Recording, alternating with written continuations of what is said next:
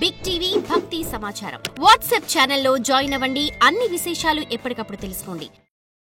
ప్రేక్షకులందరికీ నమస్కారం అండి. ఒక special topic and special episode ఇది. ఈరోజు వరకు కూడా ఎవ్వరు ఏ వీడియోలో కూడా వీటిని ఏ ఛానల్ వాళ్ళు కూడా కవర్ చేయని టాపిక్. సో అలాంటి ఎంతో కంటెంట్ అనేది మనం నిజంగా చేసాం. నిజంగా అలాంటి ఎన్నో ఎపిసోడ్స్ కూడా మనం చేసాం. ఎక్కడ లేనటువంటి మన శాస్త్రాల్లో చెప్పిన ఎంతో డెప్త్ సమాచారం అంతా తీసుకుని వచ్చి మీ ముందు మనం పెడుతూ ఉన్నాం. సో ఇలాంటి వాస్తు రహస్యాలు మీరు తెలుసుకోవాలంటే మన ఛానల్ని మీరు వెంటనే సబ్స్క్రైబ్ చేసుకోండి. సో ఇక్కడ గుర్తుపెట్టుకోండి, మార్కెట్లో ఒక ప్రచారం ఉందండి. ఆ ప్రచారం ఏంటంటే, మనము దక్షిణం వైపు ఖాళీ స్థలం ఎక్కువగా ఉండొద్దు, నైరుతి వైపు ఎక్కువగా ఉండొద్దు, అండ్ పడమర వైపు ఎక్కువగా ఉండొద్దు. బట్ ఎక్కువగా అంటే దీని అంతరార్థం ఏంటంటే, ఉత్తరం కంటే దక్షిణం ఎక్కువగా ఉండొద్దు అని, తూర్పు కంటే పడమర ఎక్కువగా ఉండొద్దు అని.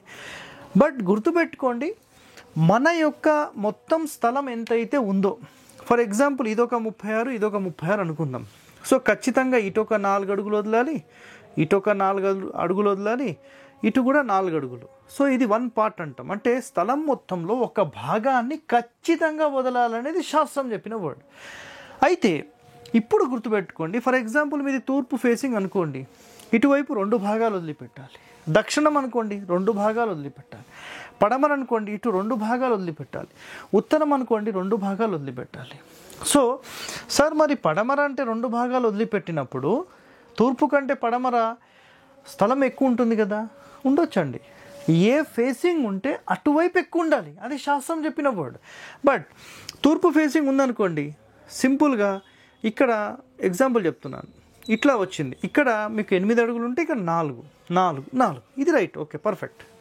బట్ చాలామంది చేసే మిస్టేక్ ఏంటంటే, అసలు దక్షిణంలో ఖాళీ స్థలమే ఉండొద్దు, పడమరలోనే ఉండొద్దు. అవసరమైతే మీకు ఖాళీ స్థలం లేకపోతే డైరెక్ట్ గోడ మీద కట్టేసేయండి, ఇటు అసలు ఖాళీనే వద్దు, కాంపౌండే అవసరం లేదు, ఆ కాంపౌండ్ మీదనే కట్టేసేయమంటారు.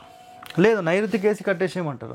నైరుతికేసి కట్టేస్తే మీకు ఇటు తూర్పు ఎక్కువ ఖాళీ వస్తుంది, ఉత్తరం ఎక్కువ ఖాళీ వస్తుంది. మరి ఇదేందో నాకు కూడా అర్థం కాలేదు. అట్లనే పడమర కేసి కట్టేసేయండి, లేదంటే వాయువ్యానికి కేసి కట్టేసేయండి. సో ఇలాంటి చాలా మిస్టేక్స్ అనేవి చేస్తూ ఉన్నారండి. 100% ఇది ఒక పెద్ద దోషాన్ని క్రియేట్ చేసి మిమ్మల్ని ఎంతో నష్టపరుస్తుంది. దయచేసి ఇలాంటివి నమ్మకండి, మీ ఇంటిని చెడగొట్టుకోకండి, ఓకేనా? సో ఎన్నో శాస్త్ర రహస్యాలు మనం తీసుకొని మీ ముందుకు వస్తున్నాం. సో ఇలాంటివన్నీ మీరు నేర్చుకొని మీరందరూ బాగుండాలని కోరుతూ మీ హరి అన్నమాట నేను, ఓకే?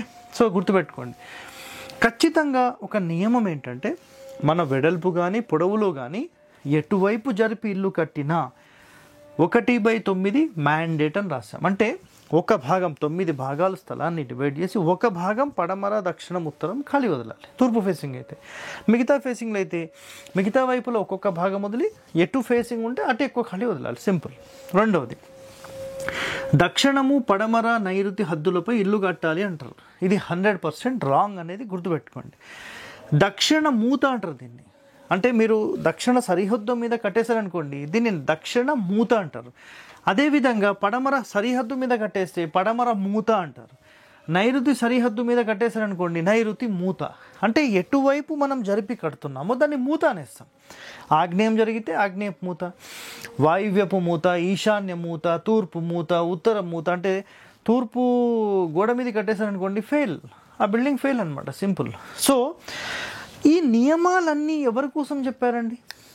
ప్రజలు, ఆ ఇంట్లో నివసించే వాళ్ళు బాగుండాలని ఈ కండిషన్స్ అన్నీ చెప్పారు. మీరు అర్థం చేసుకోండి, అంతే. అర్థమైందా? సో ఇక్కడ చూడండి, నెక్స్ట్ నైరుతి కానీ పడమర కానీ దక్షిణం కానీ 1/9 చాలు. అంటే దక్షిణం ఏరియాలో పడమర ఏరియాలో ఒక భాగం వదిలి సరిపోతుంది. మీకు ఉత్తరం కావాలంటే కొంచెం పెంచుకోవచ్చు, ఎందుకంటే ఇది నైరుతి ఇల్లు కాబట్టి, ఐ యాక్సెప్టెడ్. సో సరిహద్దుపై ఇల్లు కట్టొచ్చు అంటారు, అది 100% రాంగ్, ముందే చెప్పేసాం.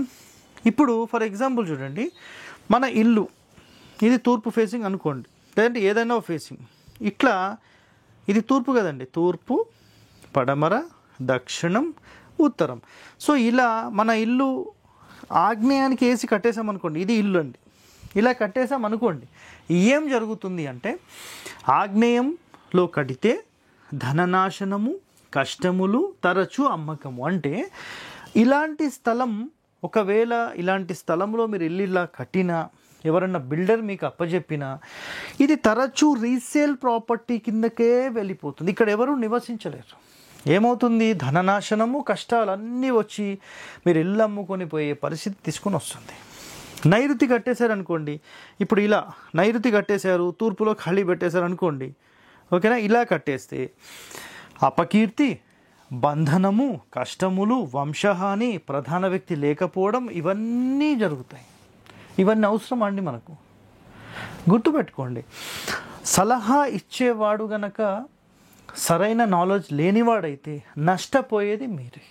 అదొక్కటి మైండ్లో పెట్టుకొని ముందుకెళ్ళండి. ఓకే, నెక్స్ట్, ఒకవేళ వాయువ్యంలో కడితే, ఫర్ ఎగ్జాంపుల్ ఇది నైరుతి అనుకున్నామండి మనం, ఓకేనా?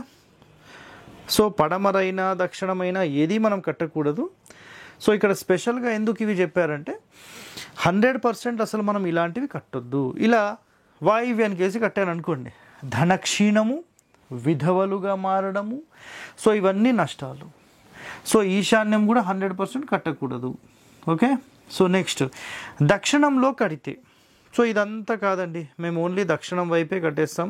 ఇక చూడండి, ఇలా కట్టేశారు అనుకోండి, దక్షిణం వైపే కట్టేశారు, తూర్పు ఖాళీ ఉంది, ఉత్తరం ఉంది, పడమర ఉంది. సో ఇలా కడితే దీన్ని అంగన దోషము అంటారు. అర్థమైందా? సో తద్వారా ఏం జరుగుతుంది అంటే శ్రీహాని. శ్రీహాని అంటే స్త్రీ ఉండకపోవడం, లేదంటే కంప్లీట్గా ఆడవాళ్ళే ఇంట్లో ఉండకపోవడం, ఎన్నో కష్టాలు పడడము, లేదంటే మేజర్ హెల్త్ ప్రాబ్లమ్స్ రావడము, దాని తర్వాత సంతాన నష్టము, అధిక శ్రమ ఉంటుంది, అనారోగ్యము, ధనహాని. అసలు ఈ సమస్యలన్నీ మనకు అవసరమా అండి? అవన్నీ అవసరం లేదు కదా. సింపుల్గా గుర్తుపెట్టేసుకోండి, నేను ఇక్కడ మీకు సింపుల్గా చూపించేస్తున్నాను.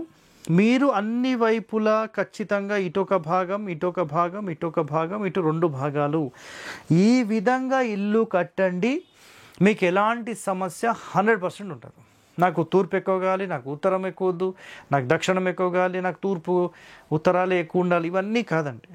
ఏ రోడ్ ఫేసింగ్ ఉంటే అటు ఎక్కువ ఉండాలి, లేదా మీ వర్గు ప్రకారం ఖచ్చితంగా ఆ దిశలో మీ ఇల్లు నిర్మాణం ఉండాలి. సో ఇందులో ఒక సీక్రెట్ కూడా చెప్తాను, గుర్తుపెట్టుకోండి. తూర్పు ఖండం ఇల్లు, తూర్పు ఇల్లు అంటారు దాన్ని. తూర్పు ఇల్లు, దక్షిణం ఇల్లు, నైరుతి ఇల్లు, పడమర ఇల్లు, ఉత్తరం ఇల్లు, ఈశాన్యం ఇల్లు మంచివి. 6. ఏ ఇల్లు మంచిది కాదంటే ఆగ్నేయానికి జరిపి కట్టిన ఇల్లు మంచిది కాదు, వాయువ్యానికి జరిపి కట్టిన ఇల్లు మంచిది కాదు. ఈ 2 తప్ప ఇలాంటి సమస్యలు లేకుండా మీరు ఇల్లు కట్టుకోండి. సుఖ సంతోషాలతో మీరు ఉండాలని కోరుతూ మీ హరివాస్తు హరి. థ్యాంక్ యూ అండి. For more videos like this, subscribe Big TV channel.